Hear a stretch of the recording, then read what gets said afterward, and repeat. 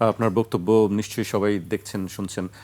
আমি একটু অন্য প্রসঙ্গে আসতে চাই। আজকে ট্রাইব্যুনালের চিফ প্রসিকিউটর একটি কথা বলেছেন যে আওয়ামী লীগের কার্যক্রম নিষিদ্ধ আওয়ামী লীগের বিষয়ে, বিচারের বিষয়ে তদন্ত চলছে এবং তদন্তের রিপোর্টের উপরে নির্ভর করবে তারা আসলে রাজনীতি করতে পারবে কি পারবে না। আপনার কাছে কি মনে হয়? আর এর বাইরে আমরা দেখছি যে সম্প্রতি দেশের বিভিন্ন জেলায় তারা ঝটিকা মিছিল করছে, বিভিন্ন স্লোগান দিচ্ছে। এইসবের পিছনে কি কারণ মনে হয় আপনার কাছে? আমার মনে হয় যে বা নিষিদ্ধ দল নিষিদ্ধের বিষয়টি আপনি কি, একসময় আপনাদেরকেও নিষিদ্ধ করা হয়েছিল, সে বিষয়টি আপনার? আমাদেরকে যে নিষিদ্ধ করা হয়েছিল সেটা তো চরম অন্যায়ভাবে করা হয়েছিল। আমরা একটা বৈধ রাজনৈতিক দল ছিলাম এবং আমরা দেশের জনগণকে নিয়ে রাজনীতি করছিলাম এবং একমাত্র রাজনৈতিক খারাপ উদ্দেশ্যেই কিন্তু আওয়ামী লীগ সরকার আমাদেরকে কখন নিষিদ্ধ করলো? একেবারে শেষ মুহূর্তে, জুলাই আন্দোলন যখন তুঙ্গে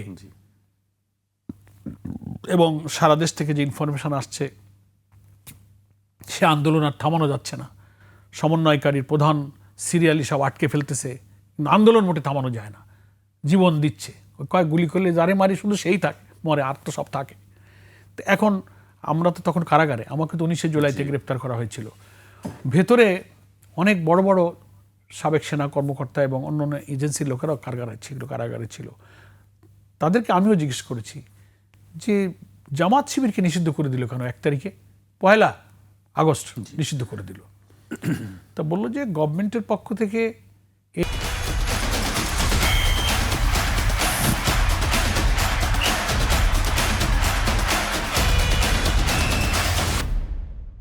এই আন্দোলন কেন থামানো যাচ্ছে না? এত আর্মি, দেখামাত্র গুলি, কারফিউ, ইন্টারনেট নাই, নানান রকম আইন কানুন করে দিয়েও আন্দোলন তো থামে না। দিনে দিনে উত্তাল আন্দোলন, সারা দেশ থেকে রাজধানীমুখী জনস্রোত প্রধানমন্ত্রীর দিকে যাবে। তখন প্রাইম মিনিস্টার তার বিভিন্ন এজেন্সিকে দিয়ে এটা সার্ভে করেছে, তদন্ত করেছে, ইনভেস্টিগেট করেছে, কেন থামানো যাচ্ছে না। সবাইকে তো গ্রেপ্তার করা হইতেছে, প্রধান সমন্বয়কদেরকে ধরে নিয়ে আসা হচ্ছে, রিমান্ডে নেওয়া হচ্ছে, কারণ কি? ওনারা আমাকে বললেন যে গভর্নমেন্টের কাছে মেসেজ হলো যে আন্দোলনকে ধরেই রেখেছে হচ্ছে জামাত আর শিবির, ফলে এইটারে আগে বন্ধ করো। তারা মনে করছে এই ফ্যাসিবাদ বিরোধী যে আন্দোলন, আগ্রাসন, আধিপত্য এবং দুর্নীতি, লুটপাট, দলীয়করণ, খুন এবং সমস্ত জনবিরোধী ক্ষোভ থেকে যে একটা আউটবাস্ট, তারা মনে করেছে আন্দোলন ধরে রাখার পেছনে জামাতি হচ্ছে ওয়েল ডিসিপ্লিনড, ডেডিকেটেড একটা ফোর্স। ফলে এইটাকে নিষিদ্ধ করতে পারলে আন্দোলন থামানো যাবে, আমার সরকারে থাকা, ক্ষমতায় থাকা নিরাপদ হবে। সেজন্য আপনার প্রশ্নটা যে আমাদের নিষিদ্ধ করেছিল একবার ব্যক্তির ক্ষমতার স্বার্থে, দেশ জাতির কোনো স্বার্থ তার ছিল না।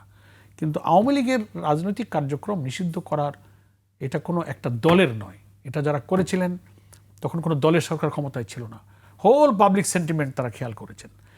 হাজার হাজার লোককে খুন করেছে, কি নিষ্ঠুর বর্বরভাবে মানুষকে খুন করেছে, তার জন্য একটু দুঃখ প্রকাশ করে নাই। আর তারা, আপনি হেফাজতের শাপলা চত্বরের খুন, কিভাবে আলেম ওলামা মাদ্রাসাদের হত্যা করলার, শেখ হাসিনা বলে যে হুজুররা সব গায়ে রং মাখায় শুয়েছিল, তারপরে হেলিকপ্টার দিয়ে, এ কি যুদ্ধ? যে একটা দেশের সাথে আরেকটা যুদ্ধ, একটা দেশের সরকার হেলিকপ্টার সেই দেশের নাগরিককে হত্যা করে, পৃথিবীতে বিরল। শিশু থেকে নিয়ে বৃদ্ধ পর্যন্ত, ব্যবসায়ী, হকার, যেভাবে তারা হত্যা করেছে, 30-40 হাজার লোক আহত হয়েছে। এটাকে বলা হচ্ছে ক্রাইম এগেনস্ট হিউম্যানিটি, মানবতা বিরোধী অপরাধী। তো সেই সময়কার সরকার, ল এনফোর্সিং এজেন্সি যারা ছিলেন, তারা বিশ্লেষণ করে দেখেছে যে এরকম অপশক্তির বিচার হওয়া উচিত, তাদের রাজনৈতিক তৎপরতা বন্ধ থাকা উচিত। সরকার সিদ্ধান্ত নিয়েছে, ফলে সরকারের এটা দেখতে হবে যে এই সিদ্ধান্তের বাইরে যদি কোনো অপতৎপরতা চলে, এবং কেউ কেউ বলতেছে যে না, শেখ হাসিনা শাহজালাল বিমানবন্দরে অবতরণ করবেন, অমুক তারিখে এসে যাবেন, এই বছরই এসে যাবেন, মাঝে মাঝে একটু গুপ্ত মিছিল টিছিল এটা সেটা হইতেছে, এটা গভর্নমেন্টের দায়িত্ব। যদিও গত কালকে এক বক্তৃতায় শুনলাম স্বরাষ্ট্রমন্ত্রী বলেছেন যে কোনো ক্রমেই এই ফ্যাসিবাদী শক্তির এদেশে রাজনীতি করার কোনো অধিকার নেই, তাদেরকে এটা আসতে দেওয়া হবে না, করতে দেওয়া হবে না। যদি তিনি সিনসিয়ারলি বলে থাকেন, আমি তাকে ধন্যবাদ জানাই। সেই কথার উপরে যেন সরকার ঠিক থাকে।